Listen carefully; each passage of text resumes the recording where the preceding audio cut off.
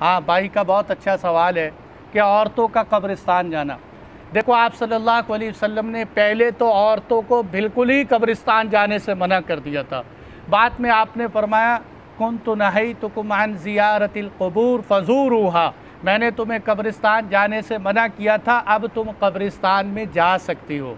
लेकिन उलमा ने लिखा है कि आप सल्लल्लाहु अलैहि वसल्लम की यह इजाज़त मशरूत, नंबर एक नौजवान ख़वातीन को नहीं जाना चाहिए, नंबर दो जो औरतें जाएं वो बापर्दा होकर जाएं, नंबर तीन हिम्मत वाली सब्र वाली औरतें जाएं, वहाँ जाके नौहाना शुरू कर दें, सीने को कपड़े फाड़ने ना शुरू कर दें, और इसी तरह बेपर्दगी की फ़िज़ा ना हो, औरत खुशबू लगा कर न जाए। इन पाबंदियों की रियायत करते हुए अगर कोई औरत जाए तो जा सकती है, लेकिन आम तौर पे औरतें इन चीज़ों की रियायत नहीं करती, वहाँ जाके रंग बिरंगी बिदात करती हैं, इसलिए औरतों को मना किया जाता है।